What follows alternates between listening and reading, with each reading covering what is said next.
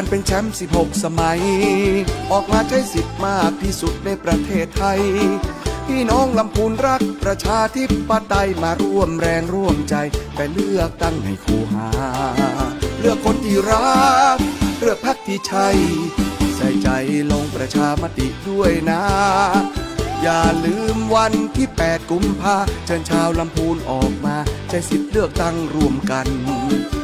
อย่าลืมวันที่8 กุมภาพี่น้องลำพูนออกมาใช้สิทธิ์เลือกตั้งพร้อมกัน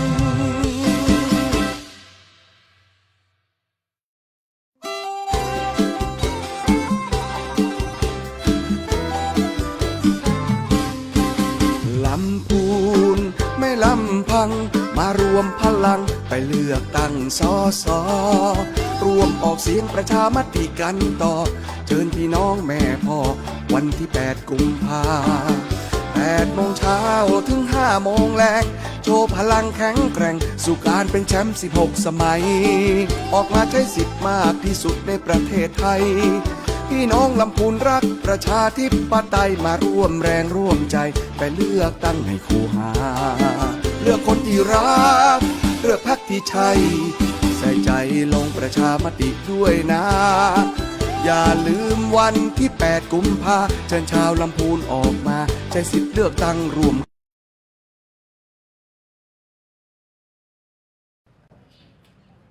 สวัสดีเจ้าสวัสดีครับต้องสวัสดีเป็นไทยด้วยไหมคะเนี่ยสวัสดีเป็นไทยวันนี้มา เป็นเมืองกันได้กันเป็นไทยซึ่งเป็นเมืองเนาะสวัสดีท่านผู้ชมทางเพจสวทลปูน FM 95ทุกท่านนะเจ้าวันนี้ปามาเกาะติดบรรยากาศกันเลือกตั้งล่วงหน้าวันนี้เราอยู่ที่หอประชุมองค์การบริหารส่วนจังหวัดลำพูนนะเจ้าด้านหน้านี่คืออาคารหอมบุญอันนี้จะเห็นบรรยากาศบริเวณด้านหน้าสำนักงานอบจลำพูนนะเจ้าซึ่ง 2-3 วันนี้ก็จะมีไวรัลคือท่านได้ติดตามว่าเฮ้ยเปิ้ลมีรถบริการรับส่งเพื่อมาเลือกตั้งล่วงหน้าที่อบจลำพูนด้วยนะเป็น EV บัสรถเมล์ไฟฟ้าอบจลำพูนเจ้าโดยความร่วมมือกันระหว่างสำนักงานคณะกรรมการการเลือกตั้งประจำจังหวัดลำพูนนะเจ้าแล้วก็องค์การบริหารส่วนจังหวัดลำพูนนะเจ้าที่เปิ้ลได้ร่วมกันจัดรถบริการรับส่งให้กับพี่น้องประชาชนผู้มีสิทธิ์เลือกตั้งที่สามารถนำรถไปจอดได้ที่จุดจอดเอกชนนะเจ้าหรือว่าสถานที่จัดงานฤดูหนาวเดิมอันนี้เพื่อกำลังจะออกไปห้าคนอย่างเซตก็จะมีคิวบอกอยู่นะเจ้าว่าไปรับที่จุดนั้นกี่โมงมาถึงที่จุดนี้แล้วออกกี่โมงโอ้เป็นเริ่มตั้งแต่เจ้าเลยใช่เริ่มตั้งแต่7:30เช้าจะว่าย้ำค่ำก่อมได้ถึงเปิดถึงตั้งแต่ก็ถึง6 โมงเย็นถึงค่ำได้กับถึง6 โมงเย็นพูดเลยหลังคือแบบว่าเลือกตั้งตอน5 โมงเสร็จปุ๊บอีเนาะหลังปิดหีบเสร็จปุ๊บเนี่ยเราก็สามารถขึ้นรถปิกไปได้เลยใช่แล้วรถบริการดีมากเลยตรงทำเวลาอย่างตอนเจ้าตะกี้นี่คือรอบน่าจะเป็นรอบที่2เนาะที่ว่าจะไปฮับมานะไปละบัดนี้รถออกไปละ1แห่มรอบนึงแล้วก็เดียวน่าจะคันที่1กับคันที่2มี2คันมี2คันสลับกันเจ้าแฮมกันหนึ่งก็จะมีจอดรออยู่ที่ที่ลานเอกชนเลยเจ้าวันนั้นท่านผู้ว่าบอกว่าตรงจุดจอดรถเนี่ยใครที่เข้ามาที่อบจลำพูนตอนเนี้ยรถมันจะหนาแน่นเนาะแถมจุดหนึ่งที่เปิ้ลได้มีการเปิดให้ได้จอดเนี่ยก็คือตรงหมูอินเตอร์ตรงข้ามกับองค์การบริหารส่วนจังหวัดลำพูนเลยตรงปุ๊บเนี่ยเปิ้ลก็จะมีจุดจอดรถให้ที่อันอย่างก็หอประชุมหมูกับหอประชุมไก่เนาะดีเจหอประชุมหมูกับหอประชุมไก่ซึ่งตรงข้ามกับอบจแต่ว่าโดยภาพรวมขณะนี้สถานที่จอดรถที่อบจลำพูนก็ค่อนข้างที่จะมีความพร้อมในการรองรับพี่น้องประชาชนได้นะจะสังเกตว่าเจ้านี้เนี่ยหลายท่านที่เนี้ยการตะคืนออกกะมาก่อนลวดมาเลือกตั้งเลยนะเจ้าก็เพราะว่าอันอย่างก็พี่น้องเจ้านิคมอุตสาหกรรมแล้วก็อันฝั่งเครือสหพัฒน์เนาะช่วงนี้เปิ้ลก่ออันออกกะปุ๊บก็ร่วมมาเลือกตั้งแล้วเดี๋ยวก็ได้พลิกไปรับกันใช่เจ้าเนี่ยก็ทุกคนก็จะแบบขี่มอเตอร์ไซค์กันมาเลยนะเจ้ายังชุดทำงานอยู่เลยดิบางคนก็อยู่ชุดทำงานอยู่เลยนะเจ้ามาดำเนินการในอย่างที่เรียบร้อยก่อนโอ้บางท่านมีเป็นวิวแชร์มาด้วยนะเจ้าก็ตอนนี้ท่านผู้ว่าราชการจังหวัดลำพูนนะเจ้า ท่านปิยพงษ์ชูวงศ์เนาะท่านก็ลงพื้นที่มาติดตามความพร้อมนะจ๊ะในส่วนของการเลือกตั้งล่วงหน้าตีจุดเลือกตั้งล่วงหน้านอกเขตเลือกตั้ง แม่น มากกว่า ใน เข เข ต ต เลือกตั้งที่หนึ่ง ในเขตเลือกตั้งเนี่ยเพิ่นย้ายจากที่อันอย่างก็หอประชุมที่ว่าการสารกลางจังหวัดลำพูนเนาะ เจ้า เพิ่นมาย้ายมาที่อันเนาะที่หอประชุมอำเภอเมือง ใช่ ย้ายจากตรงนู้นมาตรงนี้เนาะ เจ้าเดี๋ยวขึ้นดีเจไปเก็บบรรยากาศเสียงท่านผู้ว่าใกล้ๆแล้วกัน ได้ตอนนี้ท่านผู้ว่าราชการจังหวัดลำพูนเดินทางมาแล้ว พบปะกับลูกเสืออาสากกตนะจ๊ะ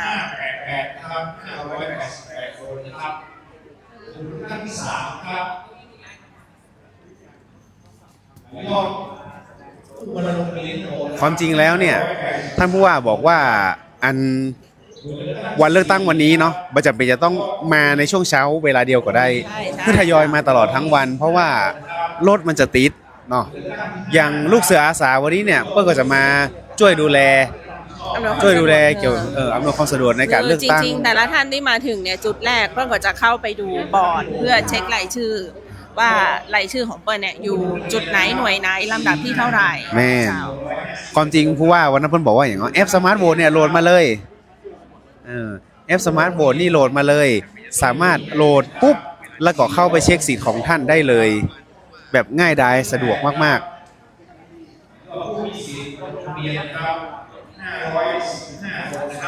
ตอนนี้นะครับอยู่ระหว่างการเปิดหีบเลือกตั้ง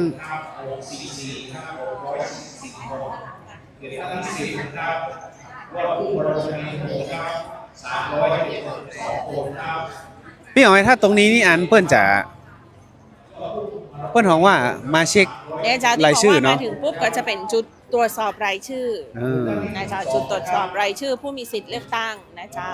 แต่ละท่านที่เข้ามาก็จะต้องมาที่จุดนี้ก่อนแล้วก็จะมีระบุเลยว่าอย่างท่านอยู่จังหวัดเชียงรายนะเจ้าในเขตเลือกตั้งที่1 2 3 4ก็เข้าไปดูรายชื่อของท่านเองว่าท่านเป็นผู้มีสิทธิ์เลือกตั้ง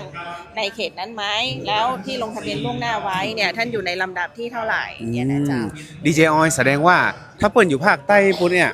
ถ้าเปิ้นอยู่ภาคใต้ปุ๊บเลยนะเปิ้นก็จะมีป้ายแบบนี้เหมือน ใช่ กัน จ้ะถ้ามีลงทะเบียนว่า ทุกจังหวัดเลยเหรอ ใช่จ้ะถ้ามีลงทะเบียนว่าจะขอใช้สิทธิ์เลือกตั้งล่วงหน้าที่นี่ก็จะมีรายชื่ออยู่ที่นี่ มากน้อยก็ต้องขึ้นอยู่ที่นี่หมดเลย ใช่เจ้า ทั้งหมดทราบว่ามีประมาณ 11,000 กว่าคนนะจ๊ะ 11,000 จุดนี้ คน จะเป็นจุดที่มีประชาชนลงทะเบียนขอใช้สิทธิ์เลือกตั้งล่วงหน้าไว้นักที่สุดนะเจ้าของจังหวัดลำพูนนะเจ้า ครับ ส่วนเขตเลือกตั้งที่2เนี่ยรู้สึกว่ามีอยู่ประมาณ900 กว่าคนนะเจ้า 900นี่เฉพาะพี่น้องเจ้าละปูน ใช่ อย่างที่ได้บอกไปในช่วงเนาะในหลายรายการในไลน์ไลฟ์ละบอกว่าอันอย่างก็เมืองจังหวัดเมืองละปูนเฮาเนี่ยเป็นเมืองของนิคมอุตสาหกรรมเนาะแล้วก็พี่น้องที่เพิ่นมาทำงานที่เนี้ยเปิ้นก็อันอย่างก็ลงทะเบียนเลือกตั้งล่วงหน้าเพื่อได้เลือกตั้งกันก่อนเพราะว่าบางคนก็บ่ได้มีโอกาสที่จะเดินทางกลับไปในวันที่8กุมภาพันธ์นะครับตอนนี้ใครที่เข้ามาแล้วคอมเมนต์กันเข้ามาสักหน่อยอันนี้คือเพิ่นมาจ่อ พอดีเลย เพิ่นมาจ่อที่จะไปแหมรอบหนึ่ง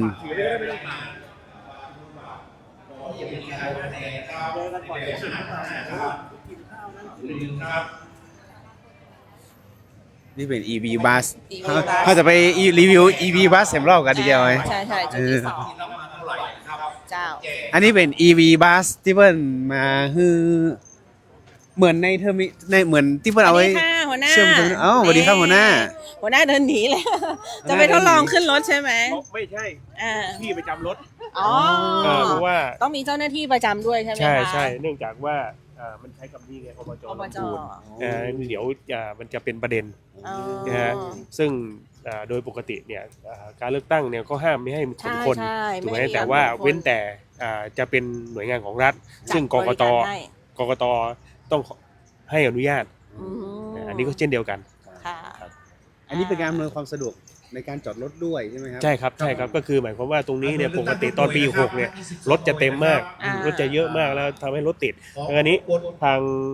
กกตก็เห็นว่าน่าจะไปจอดรถตรงที่เราจัดงานกาชาติเนาะใช่ฤดูหนาว แล้วก็เอารถ EV เนี่ยไปรับ อืม แล้วก็ไปส่ง หลัง ครับผ จาก ม ที่ มีประชาชนไปใช้บริการที่ตรงนั้นรอบ้างหรือยังคะ ตอนนี้ยังครับยังเช้าอยู่ครับ ยังเช้าอยู่นะคะก็ประชาสัมพันธ์ไว้ถ้าเกิดว่า ครับ ท่านไหนที่จะไปใช้บริการก็เชิญได้ ใช่ครับใช่ครับ ะฟรี ฟรีครับฟรีครับ อันนี้รถออก อันนี้ ต้อ คื ง อ ตาม คือก ฎหมายเลือก ต้องตามกฎหมายครับ ถูกต้องตามกฎหมายค่ะ กกตอนุญาตแล้วครับ ค่ะ ครับผม แล้วผู้ที่ดูแลรถเองก็คือหัวหน้าตรวจสอบการเลือกตั้ง ครับผม ค่ะ ก็มันจะมี2คันเนาะ ค่ะ จะมี2คันแล้วก็ประจำอยู่คนละคัน ค่ะ มีอยู่2คนที่ประจำ ทางหัวหน้านี้เรียกว่าดูในเรื่องของกฎหมายเลือกตั้งด้วยไหมครับ ใช่ ใช่ครับใช่ครับ อืม ครับผม มีอะไรเป็นห่วงเป็นใยไหมคะ วันนี้ วันนี้ เขามีข้อห้ามอะไรเป็นพิเศษ ก็ ไหมคะ 1ห้ามขายจำหน่ายจ่ายแจกและจัด ค่ะ เลี้ยงสุรา อ่า นะฮะตั้งแต่เมื่อคืนเนาะตั้งแต่ 18 นาฬิกา เมื่อ ข วา อน งวันก่อนวันเลือกตั้ง จนถึงสิ้นสุดวันเลือกตั้ง ครับ นะครับแล้วก็ห้ามให้มีการหาเสียงในเขตที่จัดให้มีการเลือกตั้งล่วงหน้า อืม นะครับ คือใครจะมาหาเสียงแถวๆ บ เนี้ย ริเวณ ไม่ นี้ ได้ ไม่ได้ครับผม อ่า ใช่ครับนะฮะ ค่ะ แล้วก็ห้ามจำหน่ายสุรา ใช่ครับห้าม จนถึง ขาย เที่ จำ ยง หน่าย คืน จ่า คื ย นนี้ แจกและจัดเลี้ยง อ๋อ นะฮะจนถึงเนี่ย อืม 18 เหมือนที่คุย 18 นาฬิกา เหมือนที่คุยกันบอกว่าถ้าวันนี้ใครแต่งงานนี่ทำไงเนี่ย ก็ต้องงดไว้ก่อนครับ งดไว้ก่อน ครับผม จ่ายแจก ค่ะ ทีแรกผมก็นึกว่าเฉพาะวันที่ 8 ไม่ใช่ ไม่ใช่ครับใช่ครับ อืม ให้รวมถึงวันที่จัดให้มีการเลือกตั้งล่วงหน้าด้วย อืม ครับผม ค่ะ แต่ว่าถ้าวันนี้ผู้สมัครเขาไปหาเสียงในชุมชนในหมู่บ้านซึ่งไกลจากหน่วยเลือกตั้ง ปกติค ก็ รับ เป็นปกติไม่มีอะไร ปกติครับ แต่บริเวณนี้ไม่ได้ ไม่ได้ครับไม่ได้ครับ แล้วก็อีกจุดหนึ่งตรงนู้นนี่มีการอำนวยความสะดวกยังไงบ้างครับอีกจุดหนึง ตรงที่ตีรการบ้านห้วงใช่ไหมครับ ครับ มันจะมีอยู่สอง มี ที่เนาะ สองที่ค่ะ ก็ลักษณะคล้ายกัน อ่า ครับเหมือนกันครับ แต่ตรงนู้นก็จะมีประมาณ 900 คนไหม ใช่ครับแต่มันจะน้อยครับ ค่ะ เอ่อ น้อยๆ ตรงนี้จะเยอะกว่า แต่ที่ประชุมหอประชุมอำเภอเมืองที่เป็นเลือกตั้งล่วงหน้าในเขต ในเขต เลือกตั้ง ครับ มี ใน กี่ เขต คนนะคะ รู้สึกว่านิดเดียว นิดเดียว นิดเดียวครับ ของเขต 2 นี่มี 3 คนหรือเปล่าเท่าที่ ใช่ครับ ทราบมา ใช่ครับ เออ แต่จุดนี้ก็เลยต้องดูแลเป็นพิเศษเพราะว่ามันมีเท่าไหร่ครับจุดนี้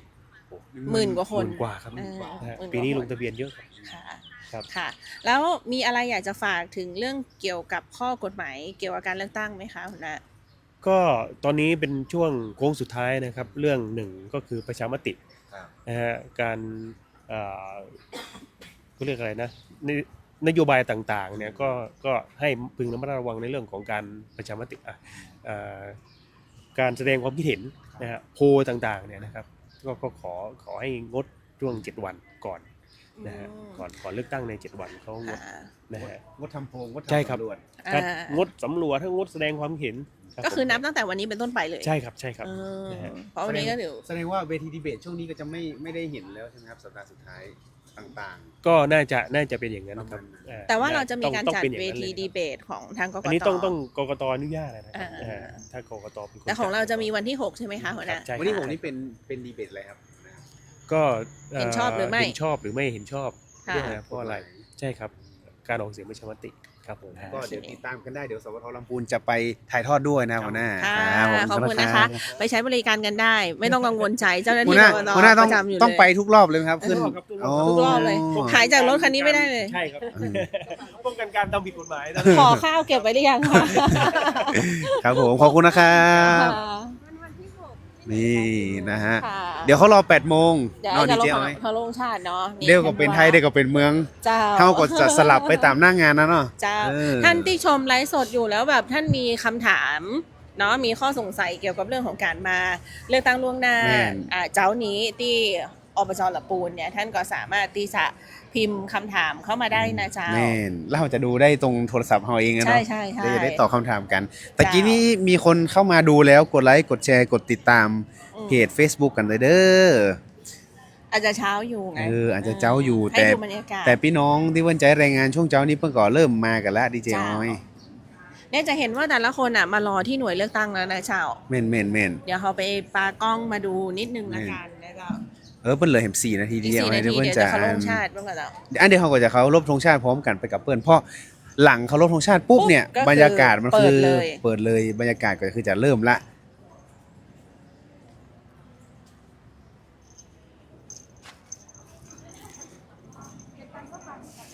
นี่จะให้ดูบรรยากาศด้านหลังที่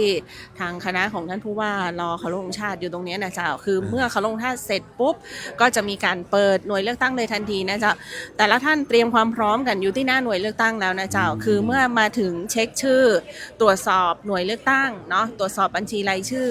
ลำดับที่เรียบร้อยแล้วแต่ละคนก็คือจะประจำอยู่ที่หน้าหน่วยเลือกตั้งบางคนถือสมาร์ทโฟนนะเจ้าบางคนเตรียมบัตรประจำตัวประชาชนแล้วอันนี้ยุคใหม่อ่ะคือใจดีเนาะเปิดโทรศัพท์เพื่อดูเลยเนี่ยจ้านี่คือความพร้อมล่าสุดก่อนที่จะมีการเปิดหน่วยเลือกตั้งหีบเลือกตั้งนี้จะดูว่ากล่องนะเจ้ากล่องที่จะเก็บบัตรเลือกตั้งนะเจ้าตอนนี้โปร่งใสทางกกต.ก็เปิดเพื่อดูว่าไม่มีการทุจริตใดๆทั้งสิ้นไม่ได้มีใส่อะไรเลยมีการยัดกระดาษอย่างเข้าไปทุกหน่วยจะเป็นแบบนี้เลยหมดเลยจะเปิดทิ้งไว้หมดเปิดให้ดูหมดเลยแล้วเดี๋ยวพอถึงเวลาปุ๊บเปิ้ลก็จะปิดแล้วก็ล็อกแล้วเปิ้ลฮ้องว่ามันจะมีบ้านเฮาฮ้องตอกฝรั่งแต่นี่จะเป็นเฉพาะของกกต.ที่มันจะมีสติ๊กเกอร์ของเปิ้ลต่างหากเลยล็อกไว้ที่เก็บบัตรคะแนนตรงนี้ชาวบ้านก็จะเอาไปเก็บรักษาไว้ที่ไปรษณีย์แล้วก็ที่สถานีตำรวจโดยมีกล้องวงจรปิดติดไว้ตลอด24 เพราะว่าเปิ้ลจะเอานำมานับในวันที่8พร้อมหมดเลยทั่วประเทศนั่นแหละก็จะส่งไปปลายทางเจ้าแม่นมีกระบวนการเขาบอกว่าวันที่ต้องคือท่านผอ.เล่าเขาบอกว่าวันที่8นี่อันอย่างก็หลายคนเพื่อจะได้มาลุ้นเลือกตั้งเนาะจุดนับคะแนนถ้าของตรงที่ว่าการอำเภอของเขต1นี่เนาะเปิ้ลก็จะนับตี้อันอย่างก็ตี้โรงเรียนสวนบุญโยปถัมภ์ลำพูนส่วนตี้บ้านโฮงเนี่ยเปิ้ลก็จะนับที่ปูแล้วเพื่อจะส่งคะแนนมาเหมือนกันถ้าเกิดว่าใครฮู้ไอ้น้องผลคะแนนในช่วงหลังเลือกตั้งวันที่8เนี่ยก็ติดตามได้ทางเพจ Facebook สทลำพูนเนาะเดี๋ยวเขาจะเกาะติดกันวันนี้เป็นการเลือกตั้งล่วงหน้าซึ่งประชาชนผู้มีสิทธิ์เลือกตั้งที่ลงทะเบียนเลือกตั้งล่วงหน้าเนี่ยท่านจะสามารถเลือกตั้งได้2แบบก็คือวันนี้ท่านจะได้รับบัตร2ใบบัตรเลือกตั้งแบบบัญชีรายชื่อและบัตรเลือกตั้งแบบแบ่งเขตนะเจ้าแต่ท่านจะยังไม่ได้รับบัตรเพื่อลงคะแนนออกเสียงประชามติเพราะลงคะแนนออกเสียงประชามติจะมีเพียงวันเดียวเท่านั้นก็คือวันที่8กุมภาพันธ์2569นั่นเองวันนี้ก็จะเป็นการเลือกตั้งเพียวๆก็คือในแบบเพิ่นว่าเลือกบัญชีรายชื่อกับ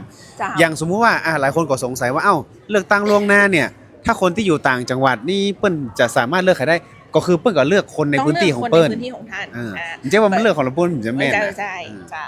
ก็จะเป็นคนในพื้นที่ของเปิ้ลเลยอย่างที่หน่วยเลือกตั้งที่เห็นกันอยู่ตรงเนี้ยตัวนี้มันก็จะเป็นแบ่งเป็นจังหวัดอย่างที่หน้าสุดนี่ก็จะเป็นจังหวัดแพร่ถัดมาก็จะเป็นแม่ฮ่องสอนลำปางอย่างเนี้ยลำปางนี่ก็จะเยอะหน่อยเพราะเป็นจังหวัดใกล้เคียงจังหวัดลำพูนเนาะมี2โซนนะมีโซนด้านหลังนี่อีกโซนนึงนะด้านหลังก็พร้อมเหมือนกันเจ้าหน้าที่ประชาชนคนเยอะเนี่ยดีเจอ้อยมีความพร้อมรอแล้วนะเจ้าเนี่ยอันนี้จะเป็นโซนภาคเหนือเชียงรายเชียงใหม่นะเจ้าแต่ละเขตมันก็จะมีกำหนดไว้อยู่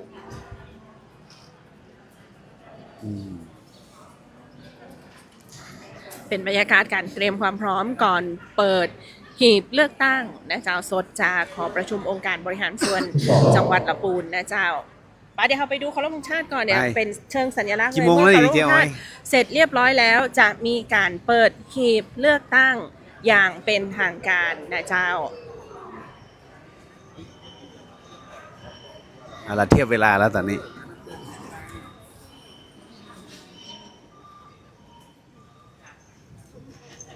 เพลงชาติจบเปิดหีบเลือกตั้งทันทีนะเจ้า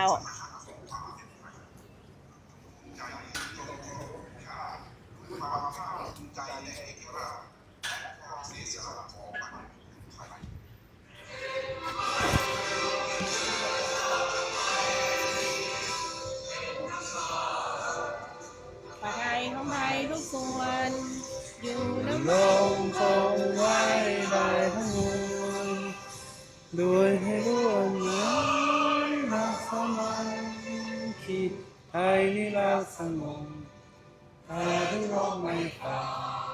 เอกราชจำให้ใครคงคิดเราเลือกทุกรักทุกสาย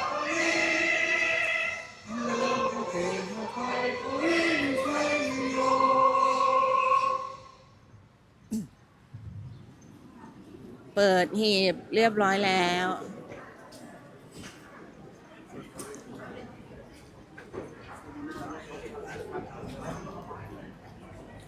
เจ้า ตอนนี้เพิ่นปิดหีบแล้ว เปิดหีบเปิด เปิดหีบเปิดแต่เพิ่นล็อกหีบ ขออนุญาตติดไมค์นะคะ ขอให้ทุกคนนะครับเริ่มนะครับขั้นตอนของการลง มีใครที่ตำรวจเชิญฮะจะได้เป็นสัญลักษณ์หน่อยว่าพวกเราประกอบเป็นทีมกัน เดี๋ยวช่วงนี้ท่านผู้ว่าจะให้สัมภาษณ์สื่อมวลชนนะจ๊ะตอนนี้ก็มีสื่อ อาจ มวล จะ ชนมา อาจจะยืนข้างหลังดีกว่า จะได้ไม่แผ่มากไม่สุดยืนเป็นกลมๆสุดที่ท่านเนี่ยแต่ท่านยืนข้างหลังก็ได้ฮะ จ้ะ ให้ท่านผู้ว่ายืนแล้วก็ผอยืนเอาอ่านก่อน อย่างนี้นักข่าวสคริปต์พวกเราหน่อยถ้าเป็นแผ่นอย่างนี้มันไม่สวย มันต้องยืนเป็นกลมๆด้วยกันเนี่ยอาจจะกั้นที่ใครอ่ะมันไม่ใช่ท่ายืนระเบียบเป็นแผงนี้แน่เวลาให้สัมภาษณ์อ่ะเขามักจะยืนแค่3คนและข้างหลังยืนมุงกันเพราะฉะนั้นตัดแค่ใครเลยตำรวจก็ฮะอย่างนั้นดีกว่าได้ไหมแล้วแต่ให้ทางนี้ดู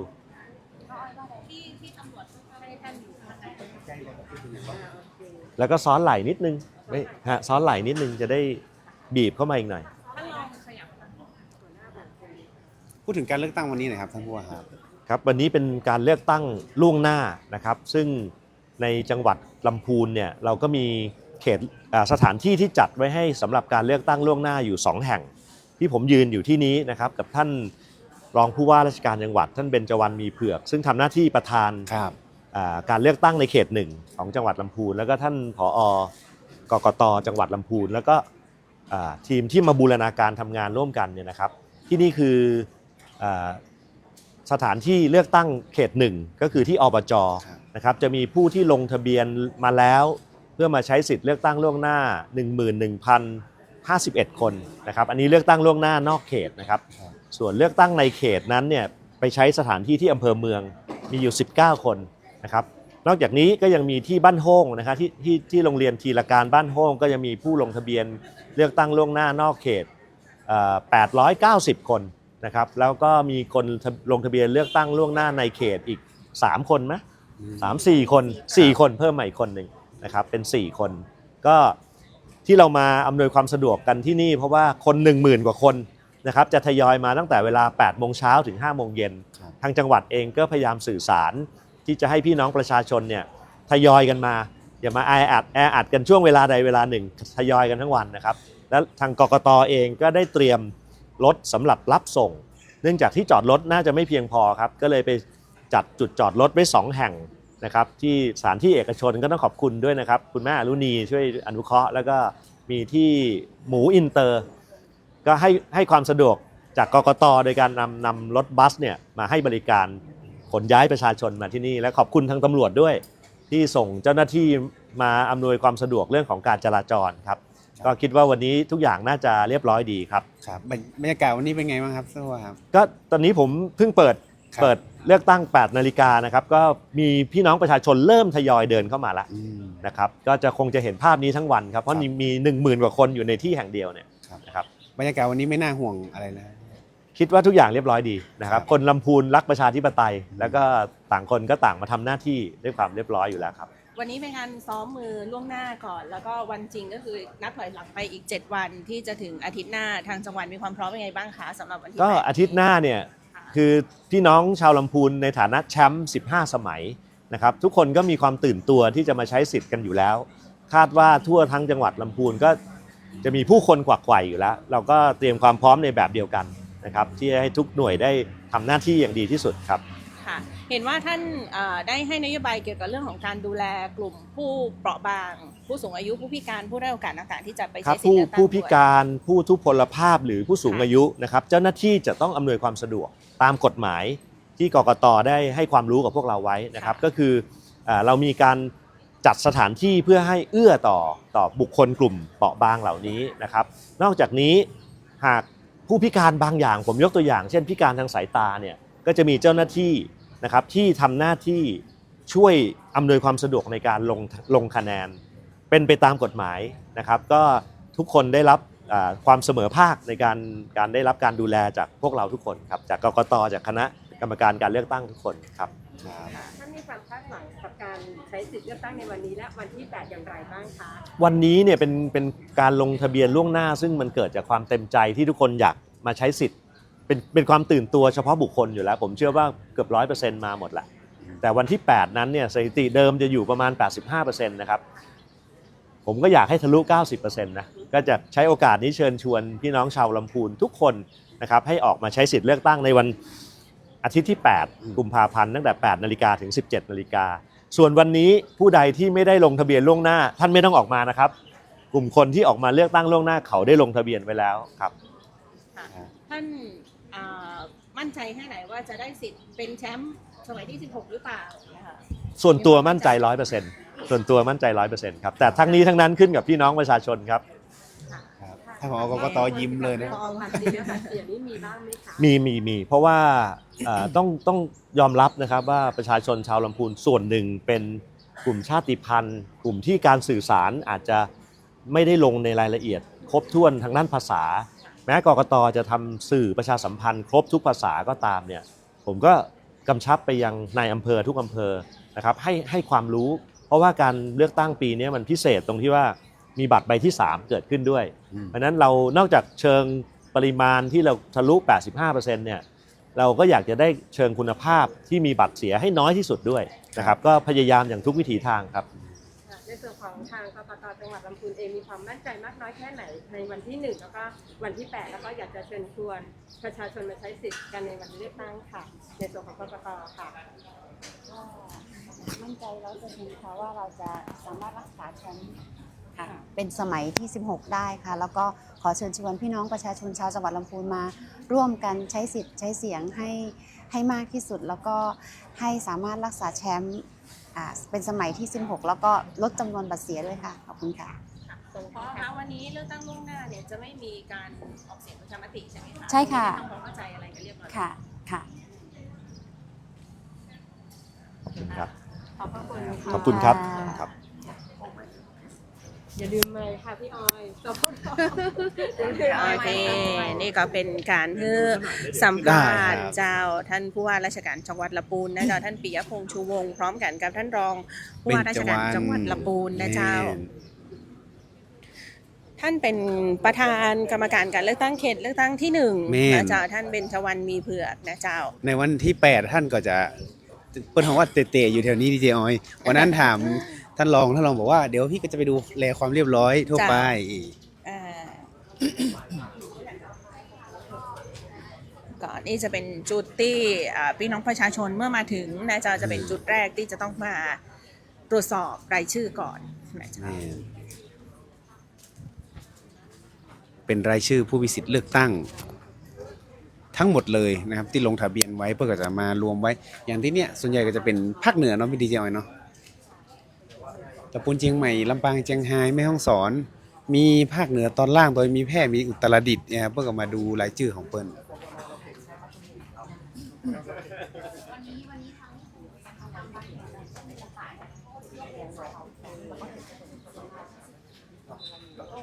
นอกจากมูลค่าก็มีหลาย โรงงานที่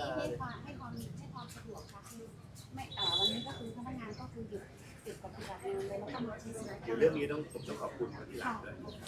ทางท่านหอการค้าท่านประธานสภาอุตสาหกรรมท่านก็ช่วยรณรงค์ในส่วนบริษัทต่างๆด้วยค่ะ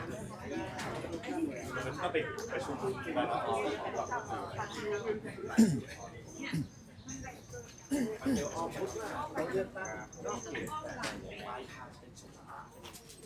มีค่ะแล้วก็ค่ะจะมีทุกจังหวัดค่ะมีโซนกลุ่มแรกก็จะเป็นโซนภาคเหนือค่ะแล้วก็ฝั่งตะวันออกใช่ค่ะเขาจะเรียนตามหลักจำนวนผู้มีสิทธิ์เลือกตั้งค่ะ500 คนต่อ1 500 คนแบบ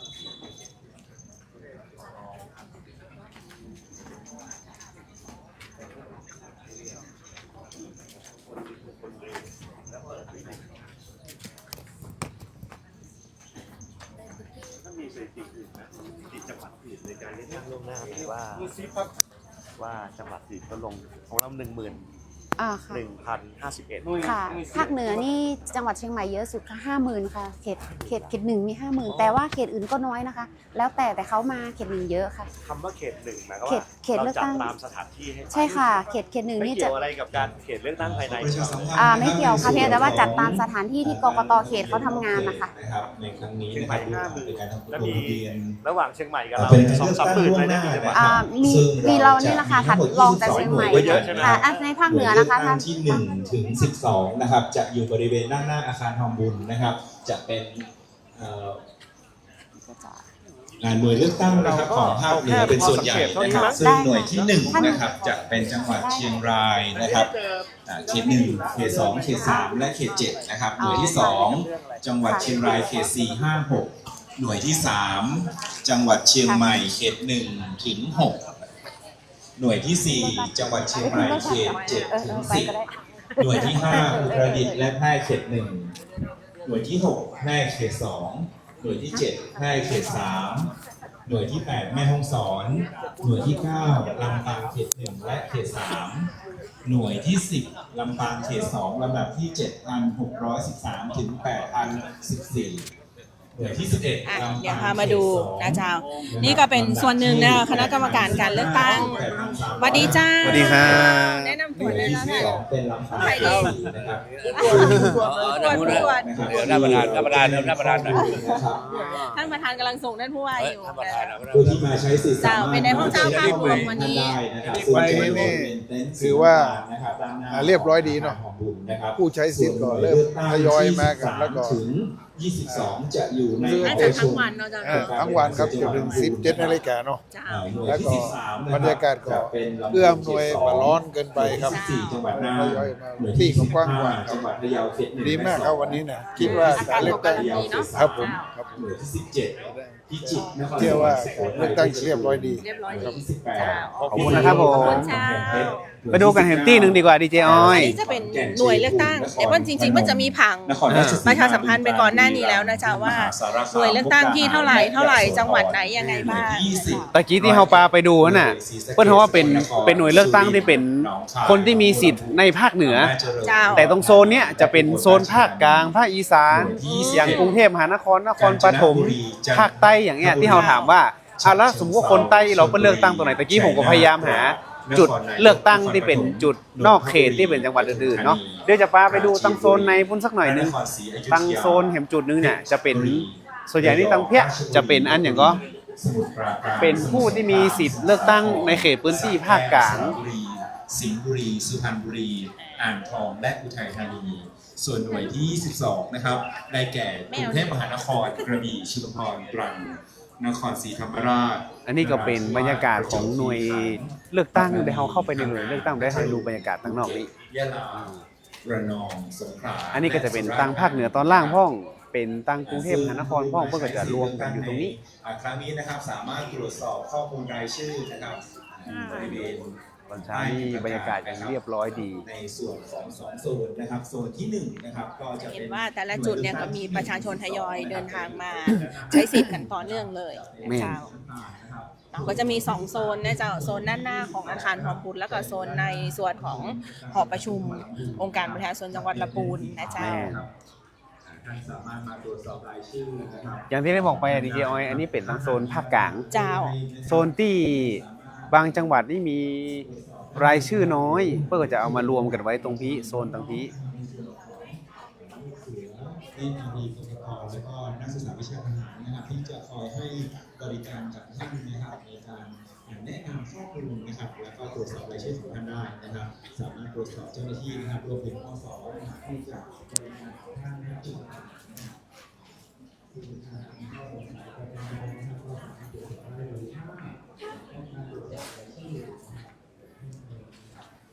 ไม่เจอในบอร์ดครับปรึกษาที่ ดีเจออย เจ้า ฝั่งตะปุ้นถ้าจะมีอย่างแล้วเนาะ แม่น น่า ละ จะเป็นเฉพาะครึ่งหนึ่งของหอประชุมฝั่งตรงนี้แหละ ใช่ใช่ แอบไป มี ถ่า ถ่าย ย รู รู ป ป มา มา มีอยู่ อีก อ้อม ฝั่ ไป ง อีก ของ ฝั่ง ห ห อ อ ป ประ ระ ชุ ชุ ม ม ก็คือตะกี้ที่เขาบอกว่าจะเป็นโซนของจังหวัดเจียงไฮ้เชียงใหม่อะ แม่ นะ น เจ้าซึ่งหอกกตก็เรียนว่า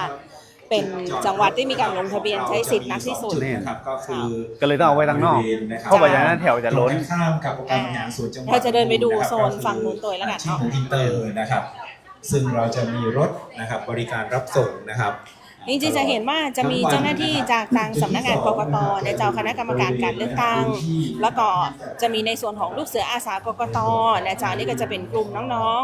ๆจิตอาสารอดออย่างเงี้ยนะเจ้าที่เพิ่นเข้ามาคอยอำนวยความสะดวกแนะนำสถานที่นะเจ้าจุดเลือกตั้งของแต่ละคนเนาะเนี่ยเห็นก็จะมีคือคำแนะนำตลอดเลยนะเจ้า ดีเจออยเพิ่นมีคอมเมนต์มาบอกว่าอย่างก็เส้นทางรถ EV เพิ่นวิ่งเส้นไหนพ่อง อ๋อรถ EV วิ่งจากจุดจอดก็คือที่ งานฤดูหนาวอ่ะ งานฤดูหนาว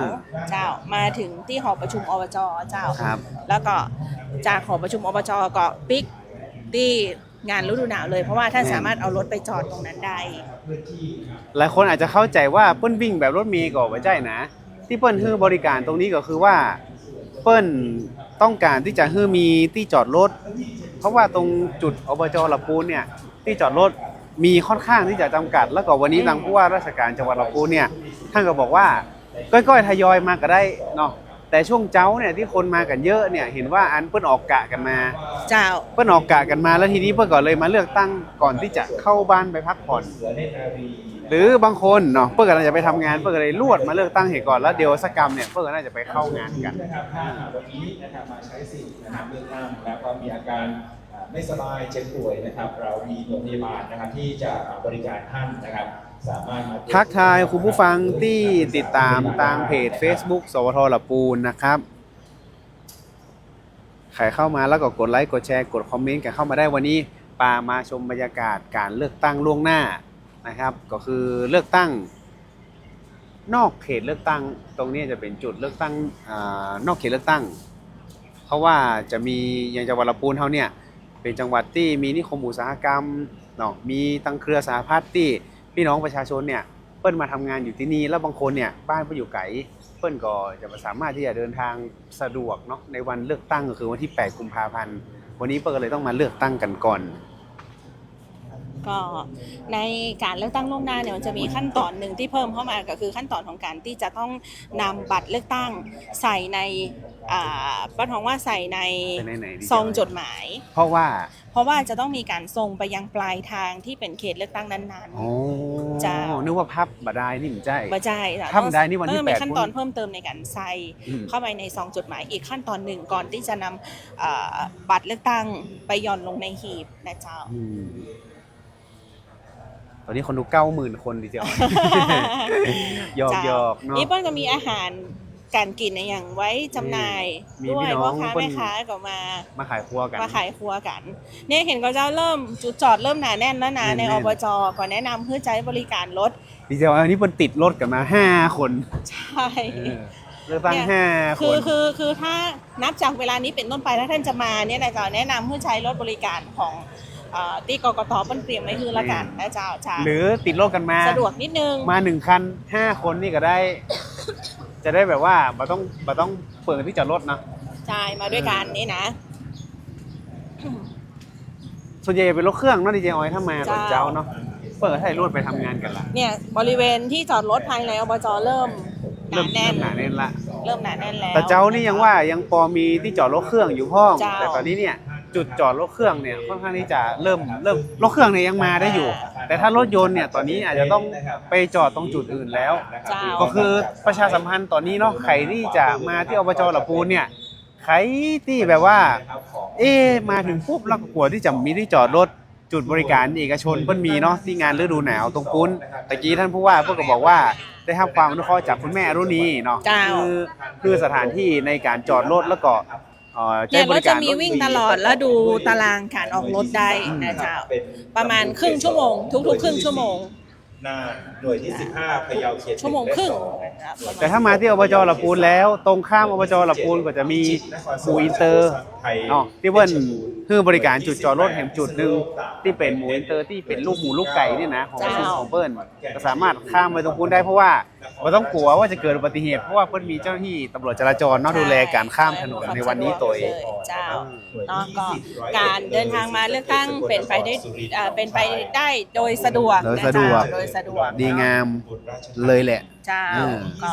สามารถเดินทางกันเข้ามาได้ต่อเนื่องนะเจ้าแต่ถ้าใดถ้าเกิดช่วงเช้านี้ยังเห็นว่ายังไม่อยากจะมารอคิวนะเจ้าไอ้ยังก็เผื่อเวลาไปช่วงบ่ายหรือช่วงเย็นก็ได้ บางคนทำงาน เพ พัก ราะว่า เที่ยง จะ ก็ออก ปิ มา ด ก็ได้ หีบเลือกตั้ง5 โมงเย็นเจ้า ทำงานพักเที่ยงก็ออกมาได้เนาะ ใช่เนาะแต่จริงๆจะเห็นว่าหลายท่านก็คือเสร็จงานเลิกงานแล้วก็ขอมาเลือกก่อนแล้วจะได้ไปพักทีเดียวอย่างนี้นะเจ้าอาจจะต้องใช้เวลานิดนึงเนาะอันนี้เป็นบรรยากาศภาพรวมนะเจ้าในส่วนของการเลือกตั้งล่วงหน้าสำหรับผู้ที่มีสิทธิ์เลือกตั้งนอกเขตเลือกตั้งของเขตเลือกตั้งที่1ของลำพูนนะเจ้าที่ลงทะเบียนไว้จุดนี้10,000 กว่าคน 11,000 กว่าคนท่านว่าจำตัวเลขเป๊ะมากตะกี้ เป๊ะมากแล้วของโซนบ้านโฮงเนาะก็จะเป็นโซนเปิ้นของว่าโซนใต้ของจังหวัดลำพูน เจ้า ตรงปุ้นเนี่ยตรงโรงเรียนธีรการบ้านโฮงวันนี้ก็จะเป็น ที่รายการบ้านโฮงก็ประมาณ900 กว่าคน 900 กว่าคน เจ้า เท่ากับอะไรอย่างก็เท่ากับในเขตเลือกตั้งของบ้านเฮา หนึ่งเขตเลือกตั้ง ในเขตเลือกตั้งของบ้านเฮาหนึ่งหน่วยเลือกตั้งเนี่ยก็จะเห็นประชาชนเริ่มทยอยเดินทางกันเข้ามาจำนวนนักเลย อันนี้เพิ่นลงรถ EV มาก่อนดีเทล เจ้า ให้จะ ส่ แม่ วน น ห แล้ นึ่ ว ง เนาะ แต่ว่าบางคนก็คือจะจอดรถไกลๆไปตรงพูนแล้วก็เดินเต็วมาเจ้าก็นี่ พอ จะ ต้อง มี กังวลใจว่ามาน่าจะมาได้รับคำแนะนำในเจ้าหน้าที่มีทุกจุดเลยนะเจ้าคอยให้บริการคอยให้คำแนะนำ นัก พี่ ศึ น้อก ง ษา ประ วิ ชา ชา ชน ทหาร เจ้า มีลูกเสือ ที่เปิ้นมาคอยเปิ้นจะถือบัตรอยู่อันนึงอ่ะ ใช่ ว่าหน่วยของท่านนี่อยู่ตรงไหน ผั ผังอยู่ที่ไหน ว่าหน่วยของท่านอยู่ตรงไหนเจ้าก็เป็นบรรยากาศภาพรวมนะเจ้าติดตามเพื่อได้ชมกันในช่วงเช้าวันนี้เนาะอย่าลืมพกบัตรประจำตัวประชาชนนะเจ้าหรือแอปพลิเคชัน ไทยดี ที่พร้อมเปิดใช้งานนะเจ้า ความจริงเนี่ย แคปหน้าจอมานี่มาได้ แคปหน้าจอมานี่บัตรได้ เจ้า แล้วก็ทีนี้เนี่ยนอกเหนือจากบัตรประชาชนใบขับขี่ก็สามารถเอามาได้ เจ้า ปัจจุบันเนี่ยมันมีใบขับขี่แบบดิจิตอลก็คือแถมแอปพลิเคชันหนึ่งนะครับ DLT Smart Q เจ้า แอปที่เราเอาไว้จองคิวไปอย่างก็ต่อภาษีรถไปต่อใบขับขี่อันเนี้ยแอปพลิเคชันนี้ก็สามารถเอาไปใช้ได้หรือใบขับขี่เนาะพาสปอร์ตก็สามารถเอามาใช้ได้เหมือนกัน ก็เตรียมตัวให้พร้อมแล้วมาใช้สิทธิ์ออกเสียงเลือกตั้งกันนะจ๊ะเป็นหน้าที่ของพลเมืองไทยทุกคน เตรียมให้พร้อมซ้อมให้ดีนี่ เตรียม คือ ให้พร้อมซ้อมให้ดี ไปดูให้ดีว่าถ้าให้เลือกของพวกเขาอย่างว่าคนไหนเนาะ สสบ้านท่าน เจ้าจะมี2บัตรนะเจ้าบัตรสีเขียวและบัตรสีชมพูที่ท่านจะได้รับในวันนี้บัตรสีเขียวเลือกสสเขตพื้นที่ของท่านนะในเขตละปูนนะเจ้าและบัตรสีชมพูเลือกพรรค เลือกพรรคที่ชอบ นะเจ้า ก็จะมีตัวเลขอยู่ในหั่นกาไปเลย เจ้า หลายคนสงสัยดีเจออยว่าอันอย่างก็ เจ้า ถ้าสมมุติว่าเป็นผู้พิการทางสายตาไอ้เหรอ ก็จะมีบัตรพิเศษสำหรับผู้พิการทางสายตานะเจ้าคือไม่ได้บัตรพิเศษหรอกก็คือบัตรเลือกตั้งเนี่ยจะมีการแบบเปิ้นของอักษรเบลเนาะ ฟังเบลแล้วก็หรือบางคนอีเนาะ เจ้า เปิ้นฮ้องว่าผู้ที่ยินยอมจะให้มาดูอย่างก็เวลาไปเลือกตั้งเนี่ยก็จะสามารถมอบอำนาจได้วันนั้นนี่ได้อู้กับผู้ว่าอยู่ ที่เปิ้นฮ้องว่าอย่างก็ไปยืนกำกับได้ แต่มันต้องไปแบบถูกกฎหมายอ่ะต้องเป็นเจ้าหน้าที่ ต้องเป็น ต้ เจ้า อง หน้า ได้ ที่ รับอนุญาต จะไปเงียบไปเริ่มได้นะผิดกฎหมายการเลือกตั้งแล้วท่านอาจจะถูกตัดสินทางการเมือง เจ้าเนาะเดี๋ยวรายละเอียดเพิ่มเติมท่านสามารถติดตามได้ที่เพจ Facebook ของสำนักงานกกต.ละปูนนะเจ้าหรื อันนี้ ว่า เปิ้นหยั ทาง ง กันเนี่ย ทีม ดีน้อย สวทละปูน FM 95นะเจ้า อันนี้เปิ้นอย่างกันครับนี่ อันนี้เป็นแบบQR code ตรวจสอบสิทธิ์ อ๋ออันนี้ผ่านแอปพลิเคชันก่อนหรือว่า ผ่านลิงก์ อ๋อผ่านลิงก์อันนี้เปิ้นคือผ่านลิงก์ของอย่างก็กรมองค์กรปกครองก็คือเป็นเว็บไซต์ของมหาดไทยอ่ะ dopabora.go.th ก็คือใช้เพื่อปกติเนี่ยในแอปพลิเคชัน Smart Vote เนี่ยเนาะ ในแอปพลิเคชันสมาร์ทโหวตเนี่ย อ๋อ ดี ต เจ รวจสอบรายชื่อ ในสมาร์ทโหวตเนี่ยมันจะมีปุ่มกดแล้วเข้าไปลิงก์ของปกครอง หมายถึงว่าถ้า อ่า สมมติเดินทางเข้ามาถึงที่จุดเนี้ย แม่น แล้วท่านไม่สะดวกว่าจะต้องไปดู จะไป รายชื่อ เปิดดู จุดไหน ก็สแกนดูตรงนี้ได้เลย แม่น นะเจ้า เจ้าหน้าที่ จริงๆ มีการเผยแพร่ผ่านทางเว็บไซต์ทางเพจไปเรียบร้อยแล้ว สทลำพูนเอาลงไว้ ใช่ แล้ว ใช่ท่านก็ไปดูดแล้วก็เอา QR code ตรงเนี้ยส่องเข้าไปตรวจสอบรายชื่อได้เลยนะเจ้า เช่นในเขตสิบจะอยู่หน่วยที่ อันนี้ก็จะสะดวก แม่น สะดวกสำหรับท่านว่า ลำดับชื่อในบัญชี2758เลขบัญชีก็คือเลข ๆเท่าสะดวกกว่าเว็บไซต์ของมหาไทยเนี่ยคือสมาร์ทโหวตที่จะใช้ได้ทุกการเลือกตั้งเลย กดคีย์เลขบัตรประชาชนเข้าไปขึ้นมาหมดปึ๊ดนะ เลือกตั้งอบจเนาะเลือกตั้งอันสส เจ้า อบตเทศบาลได้หมดเลย ที่จอดรถพอไหมถามว่าพอไหมก็พอนะจ๊ะแต่ว่าอาจจะต้องใช้ระยะเวลาในการแบบหาที่นิดนึง เพราะว่า นะจ๊ คนที่เลือกตั้งตอน คน เจ้า ที่เลือก เนี่ เสร็ ย จก็ออกคนที่เข้ามาก็มีเรื่ แม่ อย มัน ๆ จะ นะ ผัด จ๊ะ เปลี่ยนกันไปเรื่อยๆแต่ช่วงเจ้าเนี่ยจะแน่นนิดนึง เจ้า ท ถ้าย ม อ อย กัน ไซค์ มา มา ก็ได้ ก็จะคล่องหน่อย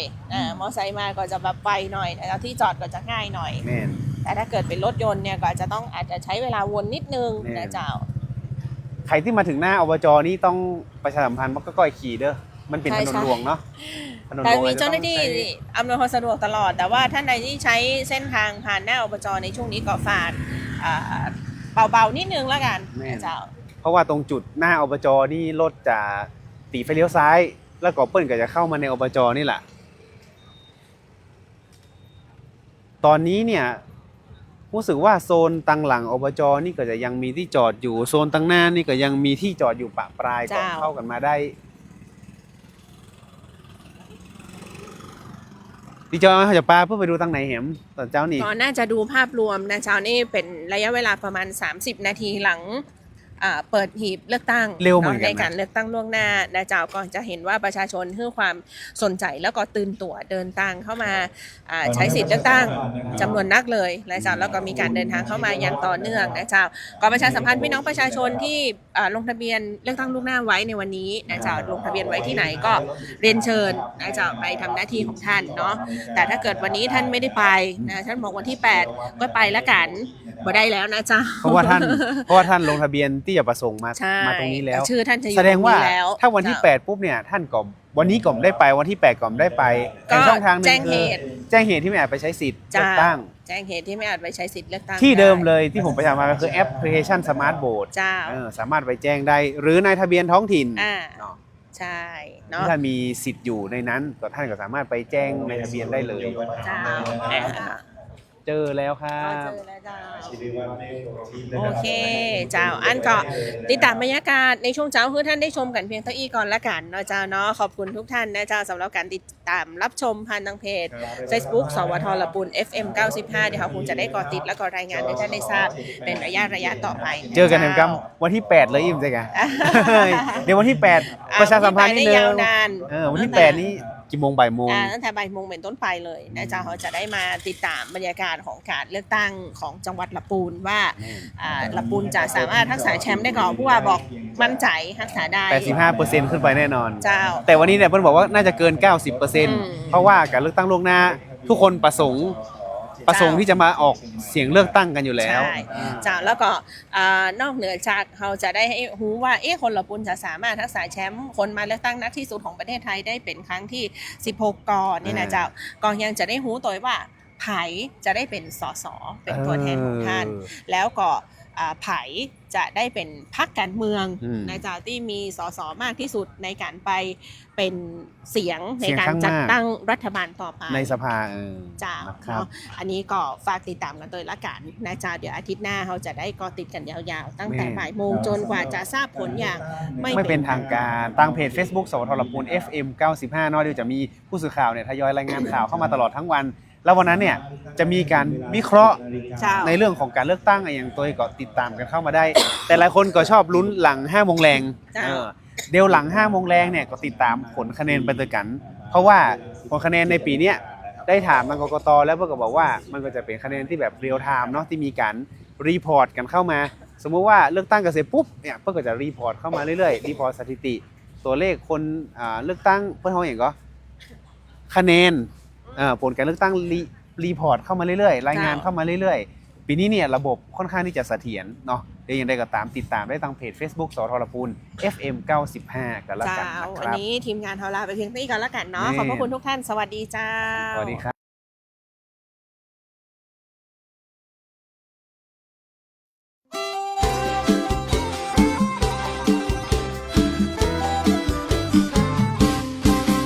ลำพู